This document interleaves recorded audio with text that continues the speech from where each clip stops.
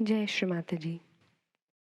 विश्व के सभी साधकों का सुबह के ध्यान सत्र में हार्दिक स्वागत है। सामूहिक बंधन।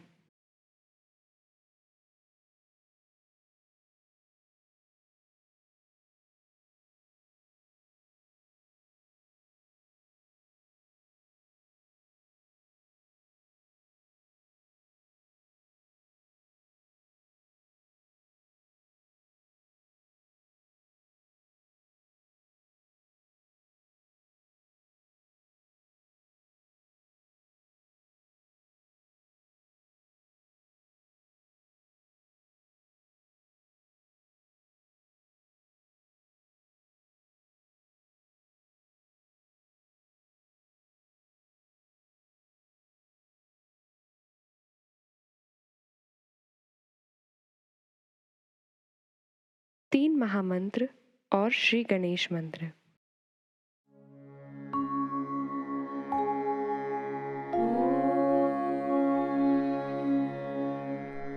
त्वमेव साक्षात्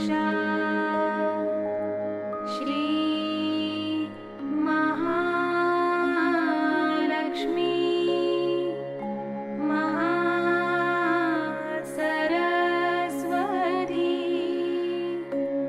महाकाली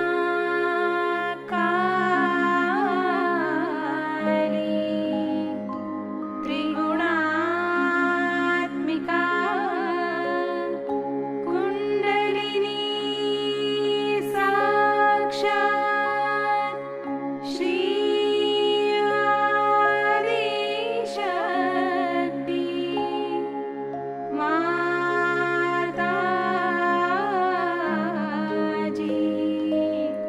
श्री निर्मला देवी नमो नमः।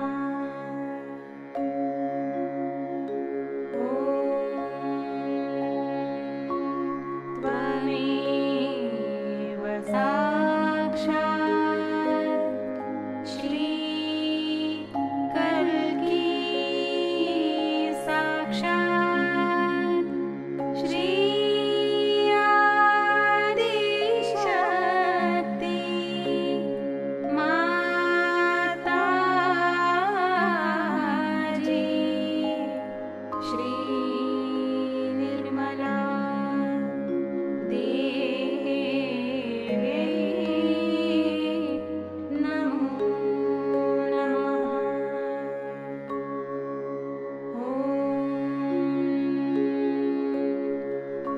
त्वमेव साक्षात् श्री कल्की साक्षात् श्री सहस्रार स्वामिनी मोक्षप्रदायिनी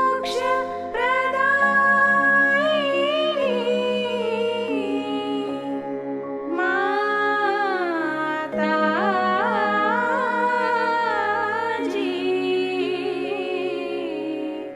श्री निर्मला देवी नमो नमः।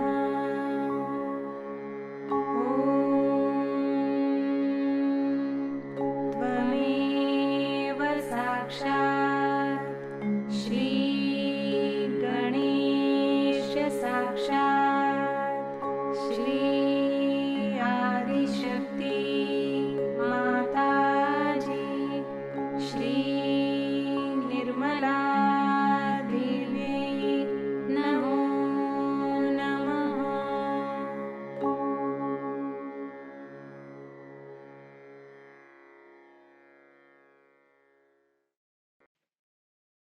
परम पूज्य श्री माता जी, कृपा कर आप हमें संतुलन दीजिए। चित्त सहस्त्रार में स्थिर करके ध्यान में रहते हैं।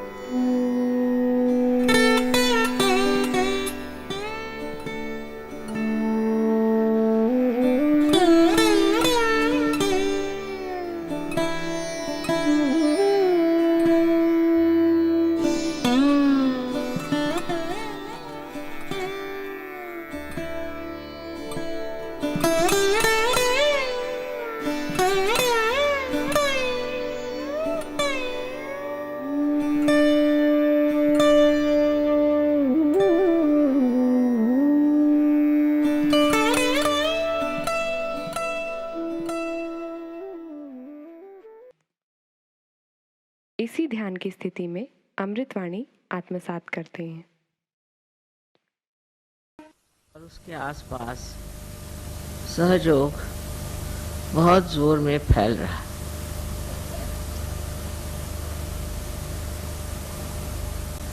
ये एक बड़ी आश्चर्य की बात है कि दिल्ली शहर राजधानी है और यहाँ अधिकतर लोग सत्ता लोलुप हैं। जो सत्ता पर है उनके आगे पीछे लोग दौड़ते हैं। लेकिन ये सब होते हुए भी अपनी आत्मशक्ति को खोजना, अपना आत्मबोध कराना और आत्म साक्षात्कार को प्राप्त होना, ये इच्छा रखना ही बहुत आश्चर्यजनक है। मुझे ऐसी उम्मीद नहीं थी, क्योंकि ये सूक्ष्म चीज है, अत्यंत सूक्ष्म है। ऊपरी तरह से हम हर चीज को बहुत मानते हैं। जैसे है, मैंने बहुत बार आपके सामने उदाहरण दिया कि एक सुंदर सा चित्र अगर आप देख रहे हैं और उस चित्र में बरसात हो रही है, बहुत सुंदर फूल हैं, पक्षी उड़ रहे हैं और आप चित्र को देख के बहुत खुश हो रहे हैं। लेकिन उस चित्र की जो अनुभूति है वो आप में नहीं, इसलिए उसकी अनुभूति लेने की आवश्यकता है। और अनुभूति लेने के लिए एक बहुत सूक्ष्म विचार चाहिए। वो सूक्ष्म विचार आपके अंदर जागृत हो गया, यही कमाल है कि हमने अभी तक यथार्थ को पाया नहीं, हमने अभी तक असलियत को पाया नहीं। कोई न कोई ऐसी चीज है जिसके पीछे हम भागते हैं, उसमें सत्य नहीं है। और इस प्रकार मनुष्य कहां से कहां भटक जाता है। बाह्यता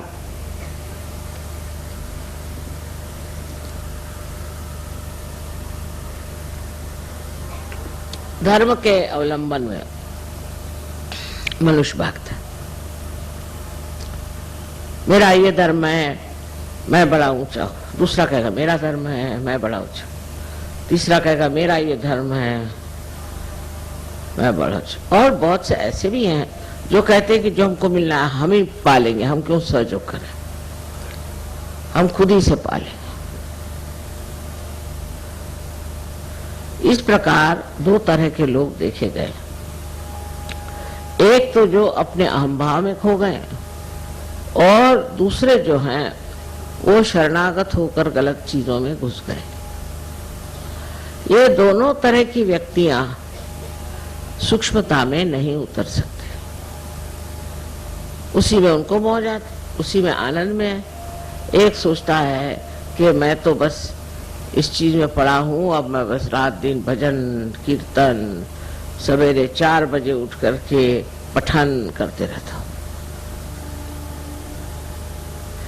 एक साहब मुझे मिले थे, अभी जवान थे। मैंने उनसे कहा कि सहयोग में आने के लिए तुमको कुछ करना नहीं।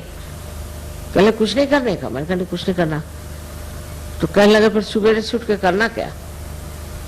कुछ तो करना ही चाहिए सुबह से उठ के। तो ये जो भावना हमारे अंदर है कि हमें अपने को प्राप्त करने के लिए, अपने को जानने के लिए कुछ करना है, सो गलत है। ये तो आप लोग जान गए कि बगैर कुछ किए ही आप सहज को प्राप्त हो गए। अब दूसरे अहंकारी हैं जो सोचते हैं कि हमको क्या करना, हम ही इसको खोज लेंगे, हम ही इसे पा लेंगे। तो उनकी तो बात छोड़ दीजिए। उनसे भिड़ने से अपनी खोपड़ी खराब करने से पहले।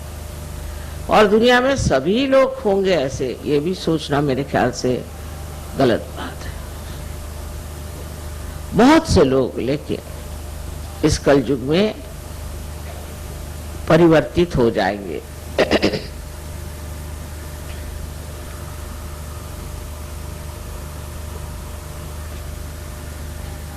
क्योंकि ये परिवर्तन का समय, इस समय में परिवर्तन होगा ही, आप चाहें या न चाहें। किंतु चाहने पे इस परिवर्तन की जो सूक्ष्मता है उससे आप पकड़ लेंगे।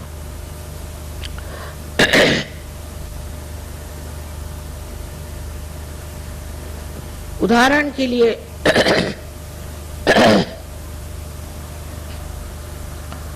मैं कहूंगी कि रशिया देश, जो कि भगवान के बारे में कुछ नहीं जानता था, जिसने परमात्मा का नाम भी नहीं सुना था और ना उनको परमात्मा की बात करने की इजाजत थी, न ही कोई वो धर्म की बात जानते थे, और बड़ी ताड़ना में, बड़ी कठिन समस्याओं में वो बेचारे बंद थे, घुट रहे थे।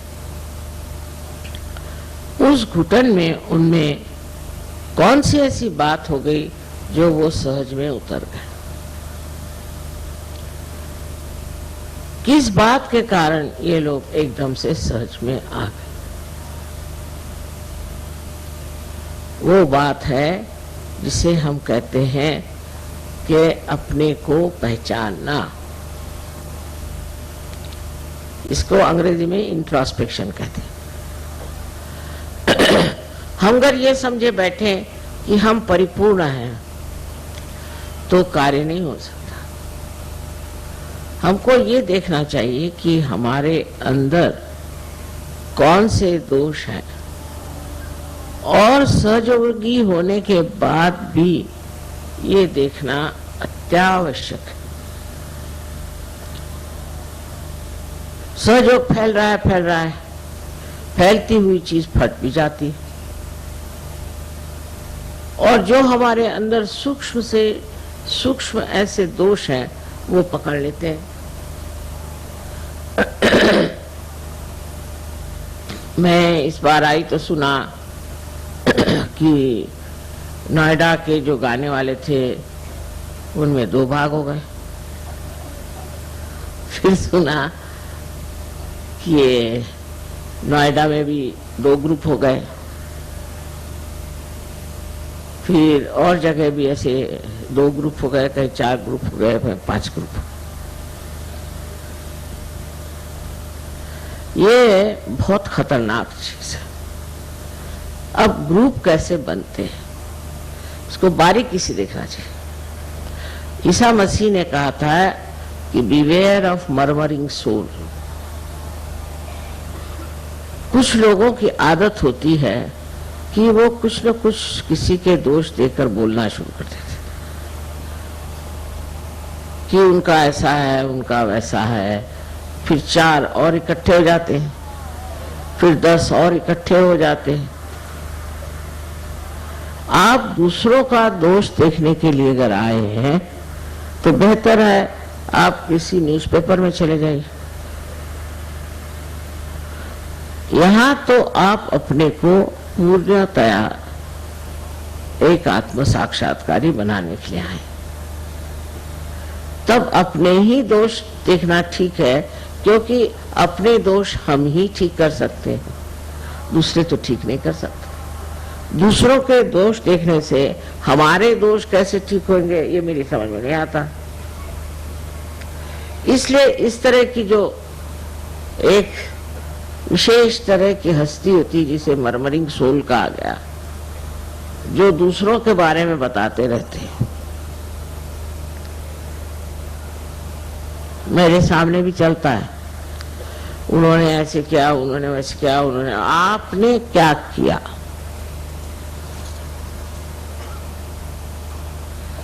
ऐसे चक्कर चल पड़ते हैं।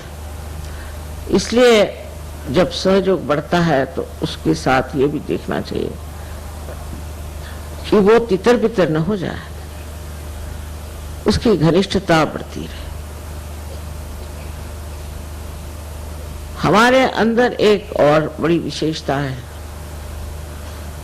कि सहयोग का जो नाटक है उसमें लोग सोचते हैं कि लीडर माने हम लीडर हैं, वो लीडर है, वो लीडर।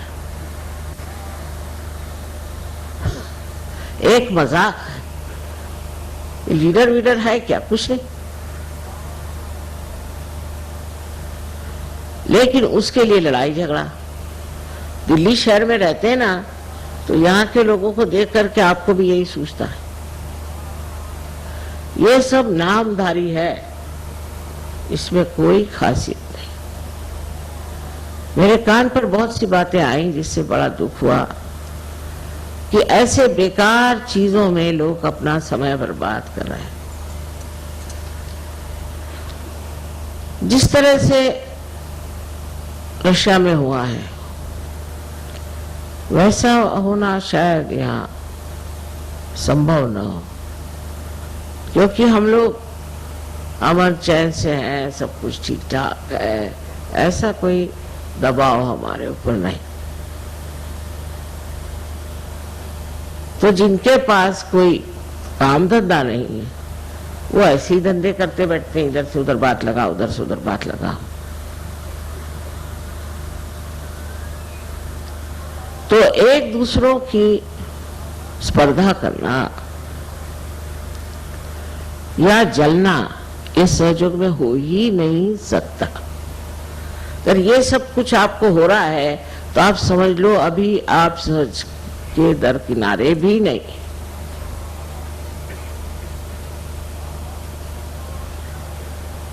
अपनी ओर नजर करके देखिए कि आप क्या क्या गंदगी इकट्ठी किए हुए हैं, जिनकी सफाई होना नितांत आवश्यक। अपना देश तो मशहूर है कि हम लोग बहुत झगड़ालू हैं, आपस में झगड़ते ही रहते हैं, कभी एक दूसरे से पटती नहीं। और हम तो कहते हैं ये प्रेम की महान शक्ति है। इस महान शक्ति में भी अगर यही कार्य हो रहा होगा तो आप में सूक्ष्मता कैसी आएगी और आप उस परमानंद का अनुभव कैसे लेंगे, मेरी समझ नहीं आता। तो ऐसे अगर कोई बड़बड़ाने लग जाए तो उससे कहना चुप रहिए, हमें सुनना नहीं है। एक दूसरे की बुराई अगर कोई सहयोगी करे तो वो दोनों ही सहयोगी नहीं है, सुनने वाला भी और सुनाने वाला भी। और इस प्रकार जब हम अपने को स्वच्छ कर लेंगे तो एक बहुत सुंदर सहयोग का अभियान हो जाएगा। फिर आप अनेक लोगों को प्यार कर सकते हैं, अनेक लोगों में आत्मदर्शन हो सकता है।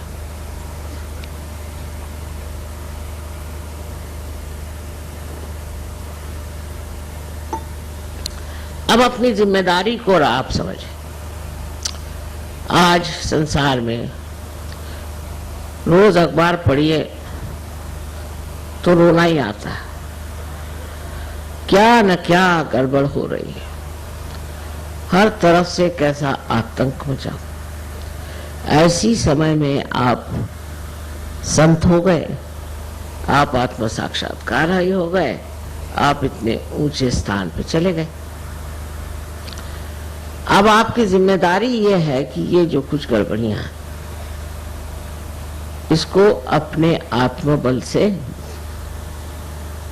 रोक लो, इसे ठीक करें।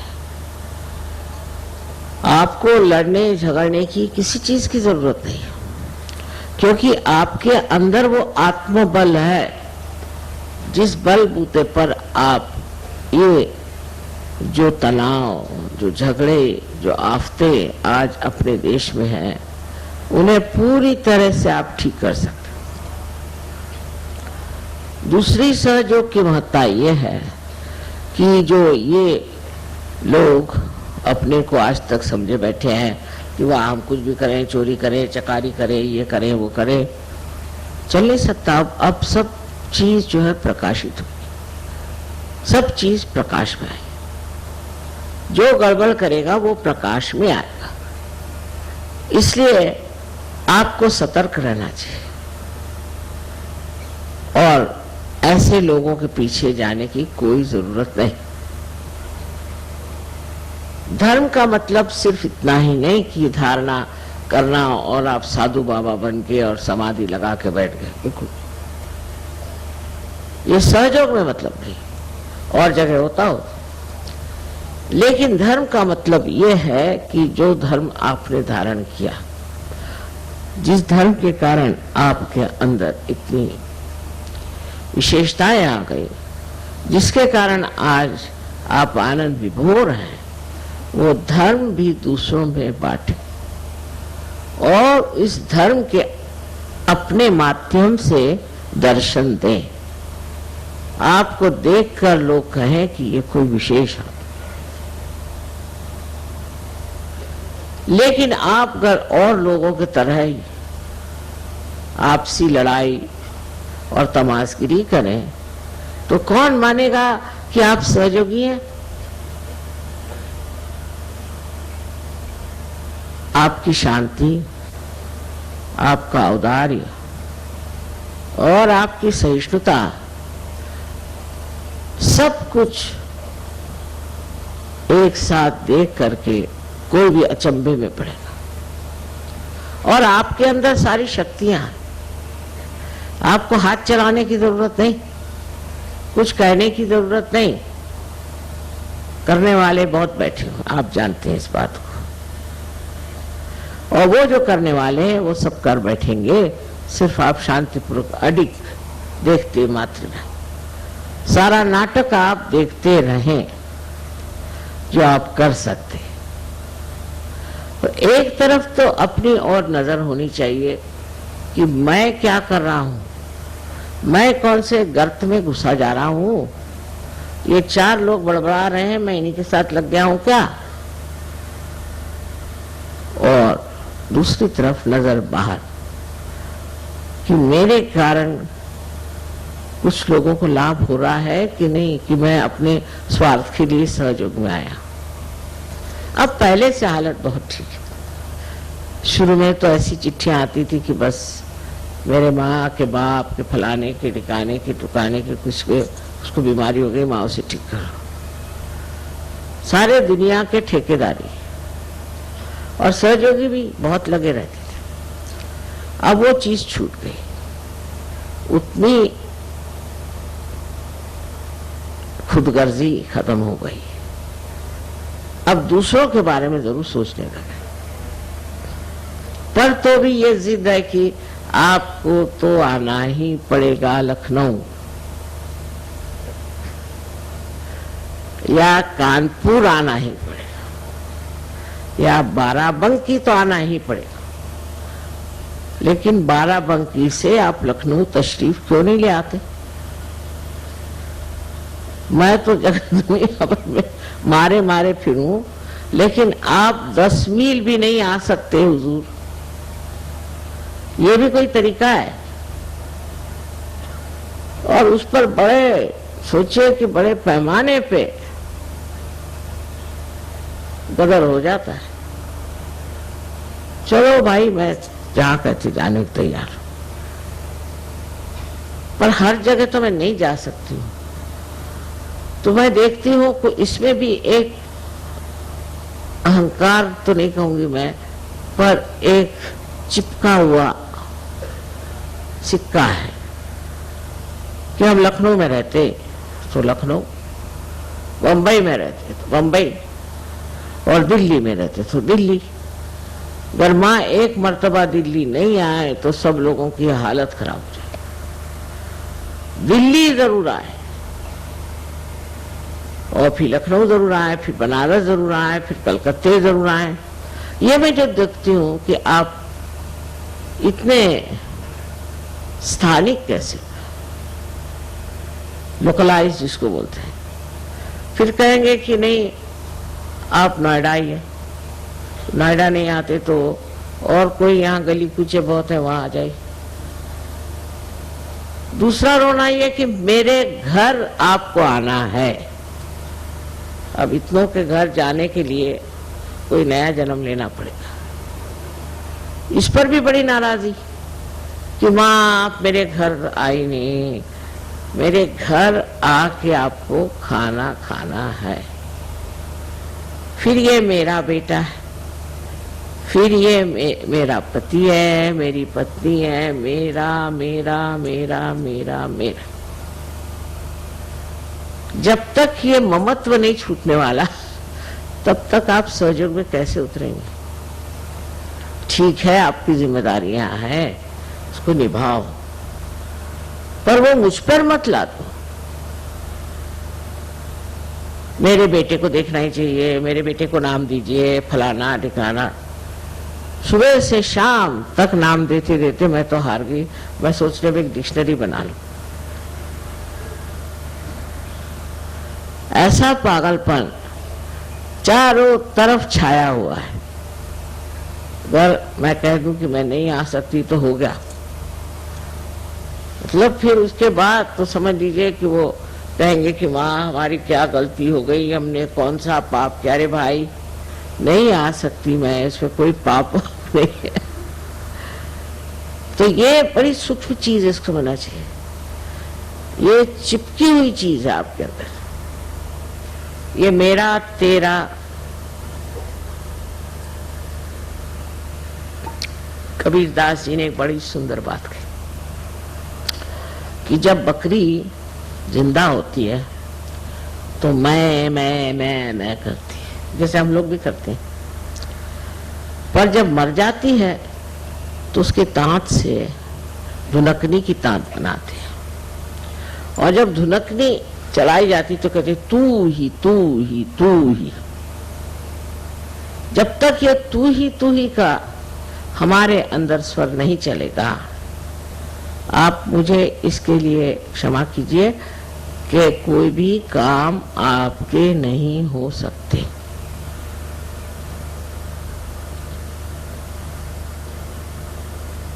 अगर आप करके सब दिखा सकते हैं तो कर लीजिए, पर अगर आप उस पर छोड़ने की क्षमता रखें और कहें तू ही तू ही तू ही, तो वो तो करके दिखाई देगा। और जिसने इसका अनुभव किया वो तो तू ही भी नहीं कहता है, वो जानता है कि वो है।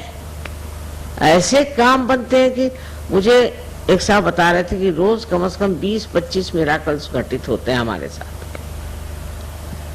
तो अब सोचने की बात क्या रही,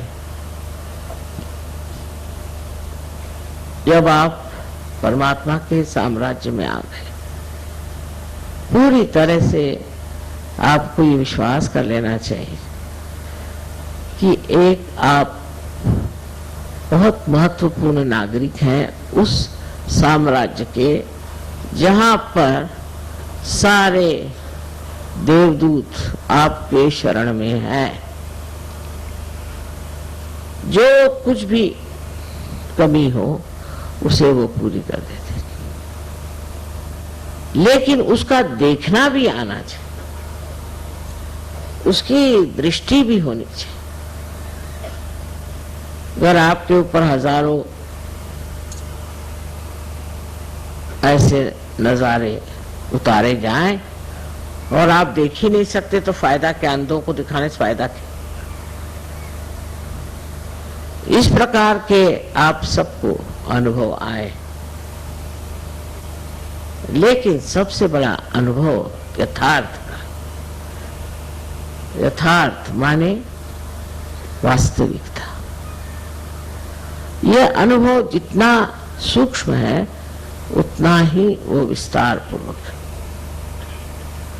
यथार्थ में जब आप देखते हैं तो आपको दिखाई देगा कि आप कोई छोटे नहीं हैं, और आप बिल्कुल छोटे भी हैं और तो भी आप सारे आकाश में समाये। जैसे कि एक बूंद समुद्र में मिल जाए तो वो क्या देखती है कि वो समुद्र हो गई। अब समुद्र जहां जाए, जहां ले जाए, जो करे उसके साथ वो घूमती रहती, भटकती रहती, नाचती रहती, उसको अपना अस्तित्व ही जब नहीं रह गया तो वो झगड़ा किससे करे और क्यों करे? जो हमारी जिंदगी थी उससे हम बहुत बेहतर हो गए, ये तो बात माननी पड़ेगी, इसमें तो कोई शक नहीं। लेकिन अभी थोड़ा सा रास्ता और तय करना है। पहले तो अपने ममत्व को देखो। इस ममत्व के कारण अनेक प्रश्न खड़े हो जाते हैं।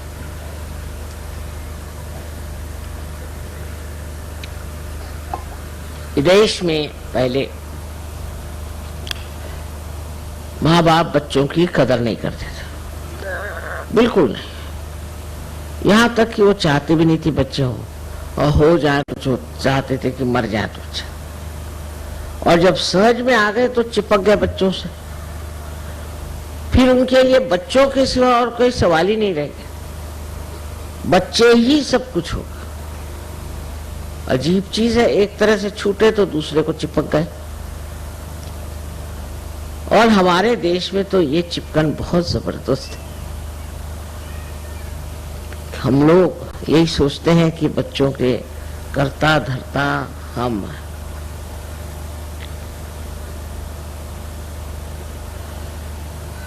इसको समझ लेना चाहिए कि संसार को चलाने वाले परमात्मा और उनकी परम शक्ति, वो सब इस आपके बच्चे परिवार सबको देख रहे हैं। उनसे अच्छा तो आप नहीं देख सकते, तो आप क्यों बेकार में परेशान हैं? बार बार आप पूछेंगे भाई बच्चा कैसे है, बच्चे की हालत कैसी है, फिर बच्चे से कोई बचा रहा तो फिर बीवी, फिर पति, फिर अम्मा, ये ऐसे ऐसे रिश्तेदारी है। उसका निबाह करना दूसरी बात है, पर उसमें बह जाना दूसरी बात है।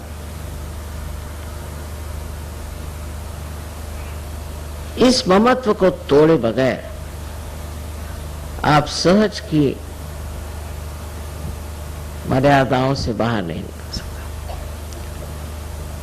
सहज की जो मर्यादाएं हैं वो इस तरह से बंधी हुई है। इससे ऊपर उठने के लिए आपको बहुत सी बातों की तरफ ध्यान देना चाहिए। छोटी छोटी बातों को मनुष्य चिपक जाता है। अब मैं नहीं कहूंगी कि आप अस्वाद में उतरे, क्योंकि ऐसे कहने पे तो उत्तर भारतीय लोग तो बिल्कुल परेशान हो जाए कि माँ कहती है अस्वाद करो। ना ना, वो तो मैं नहीं कहूंगा। लेकिन स्वाद के पीछे भागने की कोई जरूरत नहीं। रात दिन स्वाद के पीछे भागेंगे, फिर आप सोचोगी कैसे?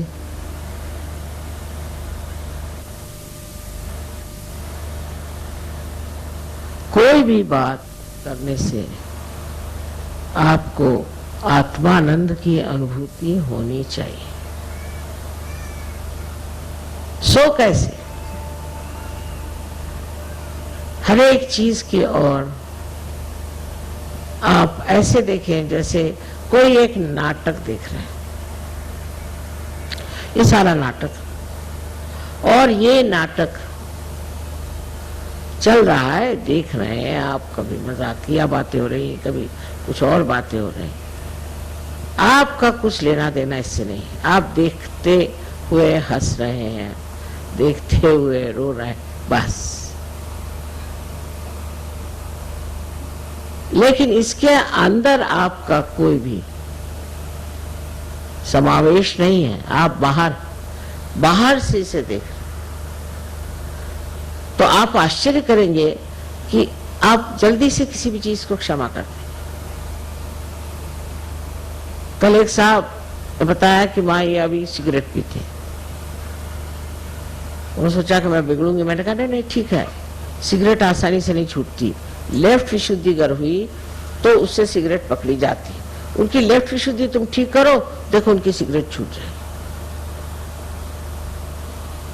तो सारी दृष्टि ही ऐसी बदल जाती है कि जिससे आदमी सोचता है कि इसको किस तरह से सुधारा जाए, क्या ठीक किया जाए, किस तरह से बनाया जाए, किस तरह से जोड़ा जाए।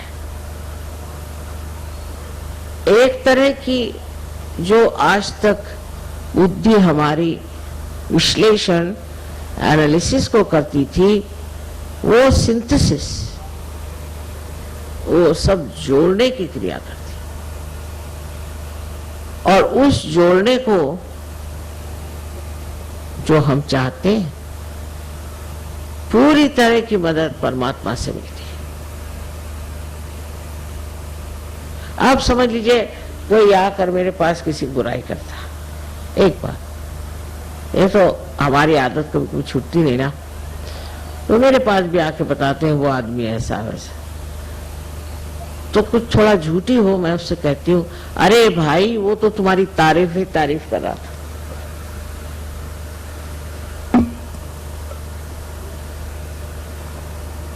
वो तो कह रहा था कि तुमसे अच्छा कोई आदमी ही नहीं है।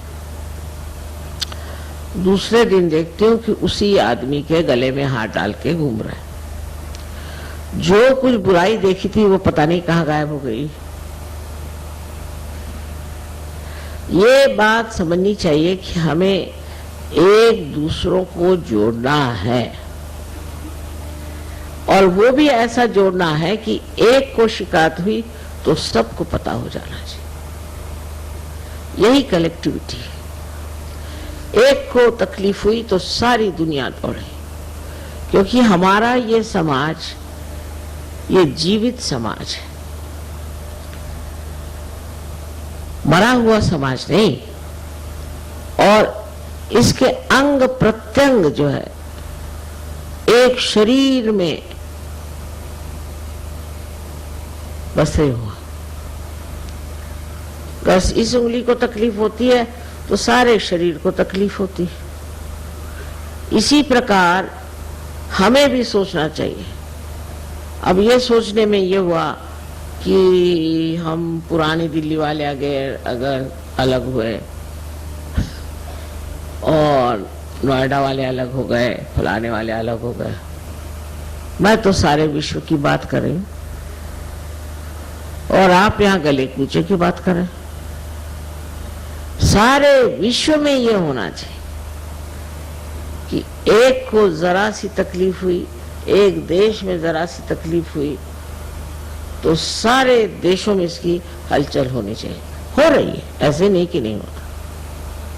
अब आपको बताऊं खुशी खबरी कि बहुत से जर्मन ऑस्ट्रिया में और जर्मनी में सहयोगी हैं, बड़े पहुंचे हुए लोग, तो वो निकले जाने इजराइल। मैंने कहा कहाँ जा रहे तुम लोग? माँ हम तो इजराइल जाए।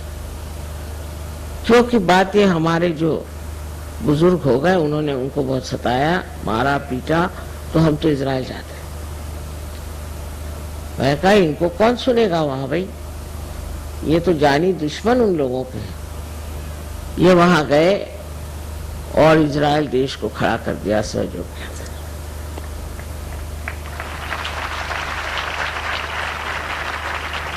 अब उससे और एक अच्छी बात बता, बड़ी खुशखबरी।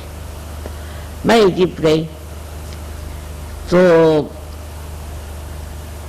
बहुत मुश्किलों से बेचारों को वीजा मिले, माने इजरायलियों को, क्योंकि इजरायली जो हैं वो माने हुए दुश्मन है मुसलमानों के। पता नहीं क्यों, गलत बात है लेकिन हाँ। तो 20 इजरायली वहां है इजिप्ट में, और मैं देखती क्या हूं कि वहां के इजिप्शियन सहयोगी जो हैं उनके गले मिल रहे हैं, उनसे प्यार की बातें कर रहे हैं। आनंद की बात है कि इजराइल से इतने दूर से इजिप्ट में आए और वहां के इजिप्ट सहयोगियों से दोस्ती कर ली। फिर सारे वहां पे कैरो में जहां जाना वहां सबसे बात करना, ये करना, वो उनके लिए मिठाइयां लाए। ये सूझता कब है? मैंने नहीं कहा, ये अंदर से ही सूझता है कि भाई इजिप्ट के लोग हमसे दूर हैं, हमारे दुश्मन हैं, चलो वही प्यार का करिश्मा देखें। और पहुंच गए, मैं पहुंची उसके दूसरे दिन। मैंने आए कैसे? आ गए, वीजा भी मिल गया, सब हो गया, हम आ गए। ये पहली पहचान कि किस तरह से प्यार का दान आप दूसरों को दे सकते हैं। लेकिन ये तो तभी होगा जब आप अपने से हटेंगे, जब अपने ही अंदर आप कूद रहे हैं, तो बाहर क्या होगा?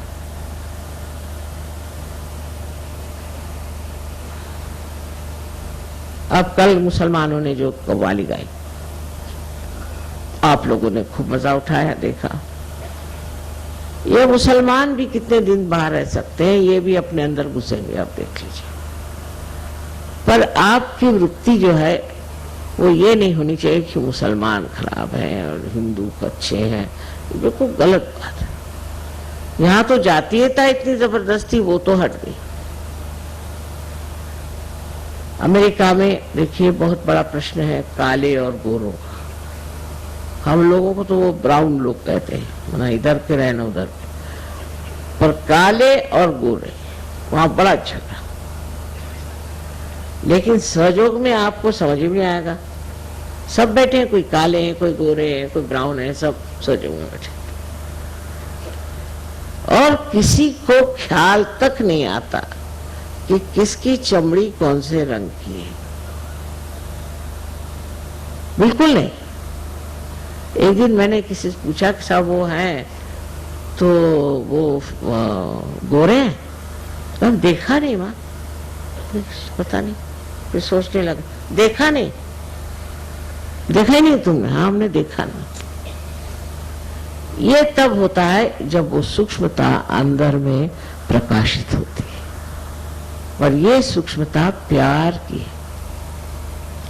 प्रेम से जब आप किसी को देखते हैं, एक माँ है, उसको शायद हो गोरा बच्चा हो जाए चाहे काला बच्चा हो जाए, वो सबको अपने जी से लगाती है। उसको तो नहीं विचार आता कि मैं गोरी हूं, मेरा बच्चा काला है, वो तो नहीं ना ऐसा सोचती। ऐसे ही ये प्यार की शक्ति है। इस शक्ति के कारण ही सब एक हो सकते हैं, और जब सब हम एक हो जाएंगे तो ये जो हमें अलग करने वाली उपाधियां हैं, ये सब गिर जाएंगे, सब गिर जाएंगे। कुंडलिनी के जागरण से जब आप अपने ब्रह्मरंध्र को छेद कर इस चारों तरफ फैली हुई पवित्र, शुद्ध, निर्मल प्रेम शक्ति को प्राप्त होते हैं, तो वो शक्ति ही आपको ये प्रदान करती है। और आपको इसमें मजा आता है। पहले मजा आता था किसी से द्वेष करने में, अब मजा आता है प्यार करने में। अब यहाँ से बहुत से लोग प्रदेश में गए, वहां से मुझे खबर भेजते, माँ यहाँ आओ, यहाँ सहयोगी बहुत कम है, हम चाहते हैं यहाँ सहयोग चले। इस प्रकार की जो एक भावना, नहीं तो ज्यादातर लोग जो बाहर जाते हैं को यही लगता है कि अब क्या मौज करें, चलो शराब पिए, ये करें वो करें। इन सहयोगियों को एक ही बीमारी कि और सहयोगी कहाँ से आएंगे, बगैर सहयोगी हम कैसे जी सकते हैं, ना क्लब जाएंगे नहीं कुछ करेंगे, बस उनको यही एक लगा। तो इस प्रेम शक्ति से एक सूक्ष्म आनंद भी झरता है। उसी के कारण हम ऐसे एक साथ एक स्वर में डोलते हैं। हमारे मेयर साहब इटली में कहने लगे कि हम लोग चर्च में जाते हैं तो 15 मिनट बाद घड़ी दिखने लगती, और जैसे आधा घंटा होता है तो सब लोग भाग खड़े हो जाते। और आप क्या जादू करते हैं कि 9-9 घंटे लोग बैठे हुए अंदर? तो मैं कोई जादू नहीं, बस प्यार का मजा ले रहे हैं और क्या। आनंद के सागर में डुबकियां लगा रहे हैं और यही आनंद का सागर आपको अत्यंत स्वच्छ, अत्यंत निर्मल कर देता है और वो ऐसी आपको शख्सियत देता है, ऐसा व्यक्तित्व देता है कि आप तो चमक उठते ही हैं, लेकिन आपको मिलने वाले भी चमक जाते। तो फिर से मैं यही कहूंगी कि लड़ाई झगड़ा इसका नाम भी मैं नहीं सुनना चाहती। कोई जैसा भी है उसके और नाटक से समझ के देखिए। आपका काम सहयोग में टिकने का है। आप सबको अनंत आशीर्वाद। कृपया निशब्द ध्यान में बने रहें।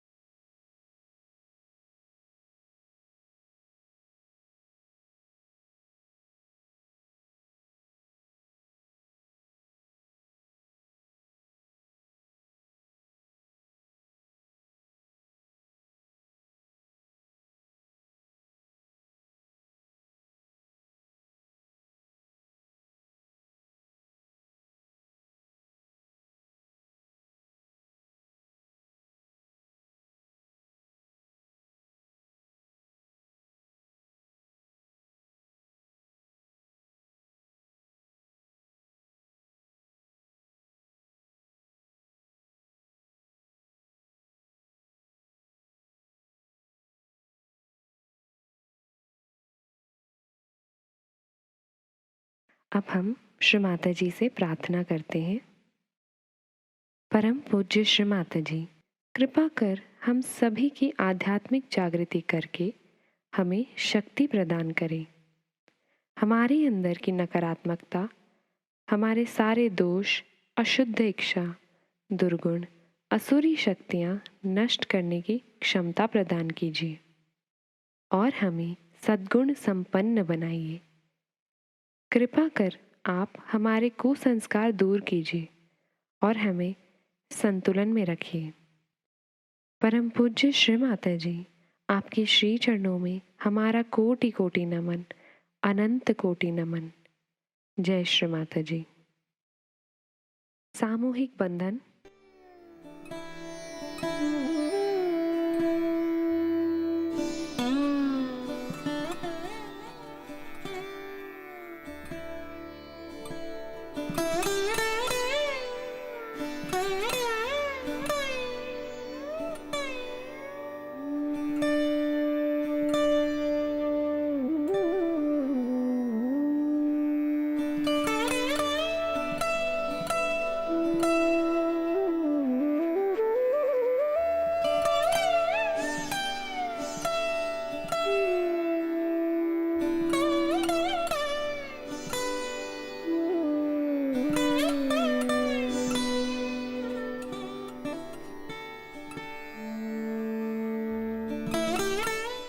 आज का ध्यान सत्र संपन्न होता है। धन्यवाद। जय श्री माता जी।